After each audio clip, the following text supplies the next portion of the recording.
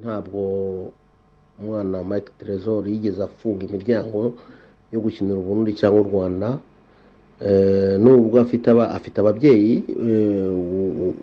papa we ni Umurundi, mama we ni Umunyarwandakazi, ariko ntigeze afunga imiryango kuko we ku giti cye yumva ko ari Umunyafurika. ubwo rero icyabaye ni uko ngira ngo mwigeze kubona amafoto turi kumwe na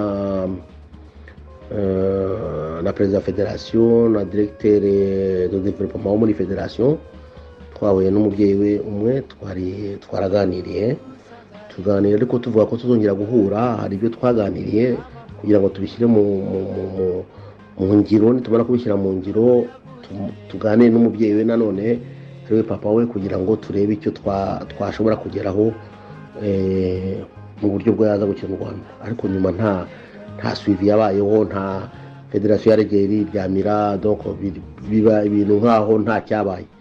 Icyo rero nkubwira ni uko mu by'ukuri umwana we ku giti cye ntigeze afunga imiryango, ahubwo ikibazo cyabaye muri Ferwafa kuko nibo batakurikije ibyo twavuganye, twagomba guhura tukongera tukaganira kuko byari kutugirira akamaro mu gihe nanjye nifuzaga ko, cyangwa se n'abanyarwanda bifuza ko Mike Trezor yakinira u Rwanda, ariko ku rundi ruhande narwo papa we nawe yifuzaga ko yakinira u Burundi. Donc bivuga ko hagomba kubaho ibiganiro bisesuye, donc bitabaye kubera ko Ferwafa yagiye kicecekera. Nicyo navuga kuri icyo kibazo, ndumva nta kintu nabivugaho n'ibyo. Donc uko namenye papa wa Trezor ariwe Ndayishimiye Freddy. Ndayishimiye Freddy twamenyanye i Burundi, akina muri Prince Rwingeri, nkina muri Interstar, tuba inshuti, tukajya dukora footing, tukajya tujya kwirukanka hamwe, tuba inshuti bikomeye cyane, kugeza ubwo yaje kuza, ngewe naje kujya mu Bubiligi, aza kunsanga mu Bubiligi, turahura. Noneho asanga afite umudamu,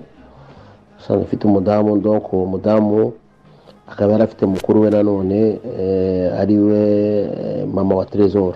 Noneho tuza guhura ahantu mu birori, noneho Freddy turi kumwe, donc aza kubona mama wa Trezor, aramukunda. Nyuma urumva nyine ko bigenda, nyine baza gukundana, bigeraho nyine baza nyuma nyine imyaka ibiri gutyo baza kubyara umwana, babyara Trezor.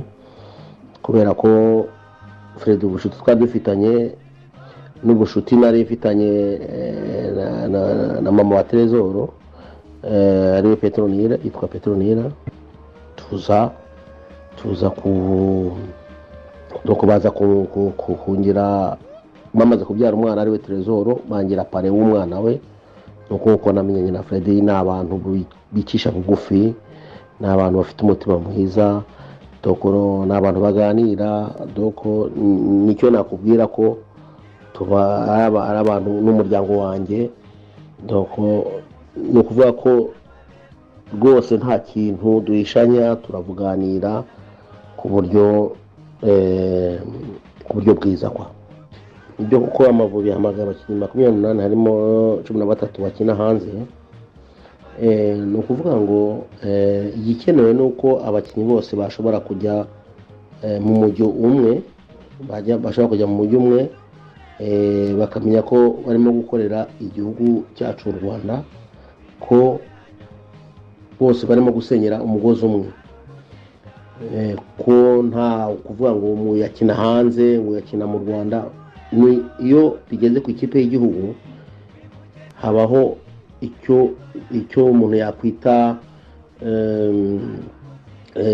ubufatanye hamwe, kugira ngo abakinnyi bose bagire ingufu, bazishyire hamwe, bavuga ati turimo turakora igihugu cyacu. Ngewe gusa icyo ndabona ko baramutse bashyize ingufu zabo hamwe, ari abakina hanze ari abakina mu Rwanda, bagakinira igihugu, nta kuvuga ngo uriya ngo bimeze gutya na gutya, ndumva umusaruro waboneka. Kandi ndibaza ko bashobora gukora ibintu byiza, bakaba babona intsinzi. Icyo ngewe mbona cyaba ari cyiza, ku buryo abanyarwanda bose bakongera bakwishima, kuko kubyerekeye amahirwe dusigaranye, urumva dusigaranye amahirwe yo gutsinda gusa. Turamutse dutsindwe mu Rwanda nemwe no kunganya byitwa kuvamo, ukuntu kuvuga ngo ni finale, ni gukina finale ku buryo dushobora gutsinda tugategereza ko ibiba mu wundi mukino wa Senegal na Benin, ariko cyangwa no gutsinda tutitaye ku bibera ahandi, ibindi tukazabimenya nyuma. Ibyo nakwifuza kandi ndibaza ko bashobora kubikora aba basore, kuko bagiye batwereka ibintu byiza kandi ko bashoboye, nuko bagira concentration bagashyira hamwe, bakareka abanyarwanda ko vraiment twabagira icyizere, kubera ko dukeneye iyo ntsinzi yabo. Kutubazo mbajije ku mukinnyi Onana niba amafaranga 180 yakara amafaranga akwiriye, nk'umuprofessionnel icyo nakubwira nuko umukinnyi yatse amafaranga ku giti cye niwe uba yatse kuba ko yumva ko ariyo valeur ye, ariko mu by'ukuri ngewe uko mbibona ku giti cyanjye,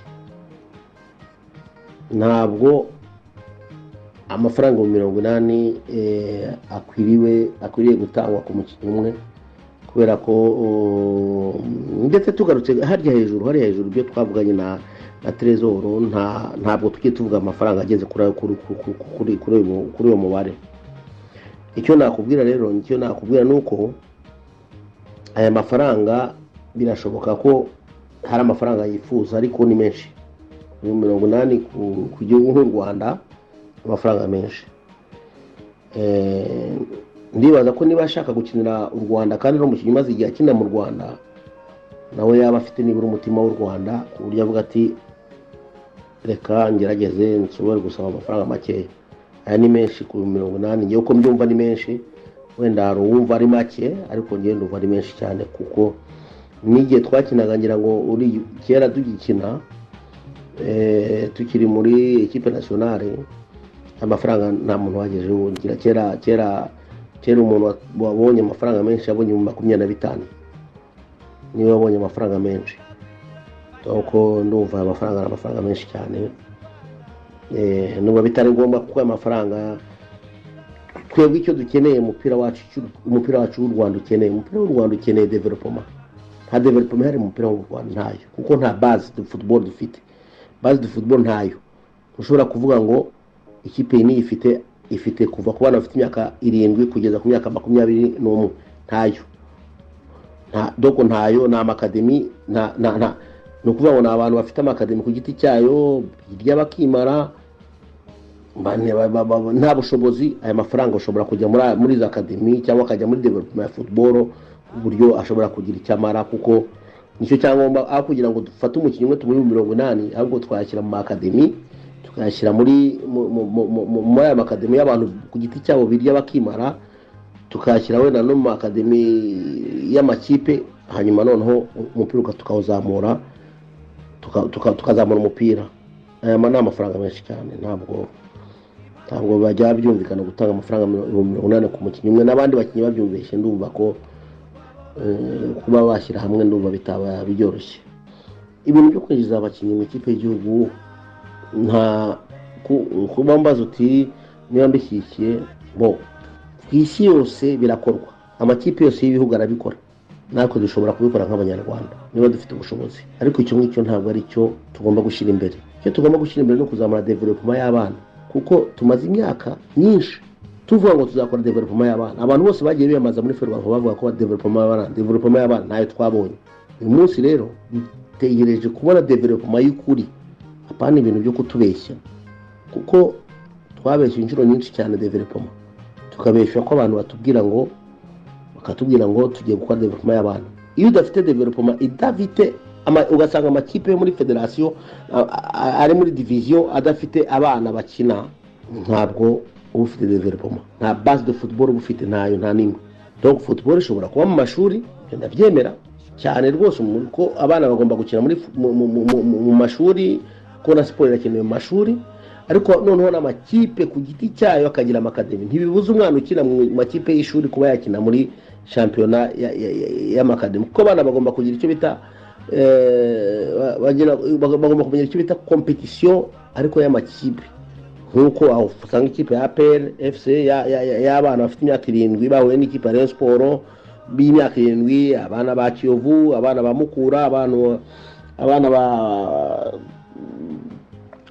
bandi makipe yose bahura muri competition. Niho abana amenyera competition, bagakora bazi competition icyo aricyo, bagakora bazi gutsinda icyo aricyo. Nicyo dukeneye mu Rwanda, nicyo tudafite. Ntacyo dufite, abana bakora batazi competition icyo aricyo, akagera hejuru yakwizana ari umwe bagahita bamushyira mu ikipe nationale, agakina mu ikipe imwe yatsinda ibitego 3-5 bagahita bamushyira mu ikipe nationale. Ntabwo ariko bigenda ahandi. Development ya football itangirira hasi. Iyo nta base ihari uvuga ngo turimo turacyatsa, turimo turikina, ntabwo tuzagira kuri niveau dushaka kugeraho. Icyo nicyo nakubwira muri football igomba gutangira hasi kwa nafite imyaka 7, kuko niba hari ubushobozi bwa development ugomba guhera mu makipe, ariko ugomba guhera mu makipe hari uburyo bishobora gukorwa ku buryo byaba ari ibintu biri ku murongo, ku buryo amafaranga ya development adakoreshwa n'ikipe ya mbere n'ikipe ya mbere, akoreshwa gusa muri development y'abafite imyaka kuva muri 21 kugera kuri 7 na kuri 7 kugera kuri 21. Tuko nuko ngiye mbona football yacu kuntu byagenda. Naho ubundi tuzahora turi muri ibyo kujya gushakisha n'ibyo by'abanyamahanga, tujya gushakisha nuko nta base dufite, doko nukugerageza ku buryo twagera igihe tugomba kuba tuvuga tuti uriya mukinyara amaze gukura, ariko hari undi uri munsi ye nikanaka, tukaba tumaze n'izina rye 2 3 4 5 6 ku buryo tutazongera kujya dushakisha abanyamahanga, tukaba twakisha abanyarwanda gusa. Niko Rudasi umva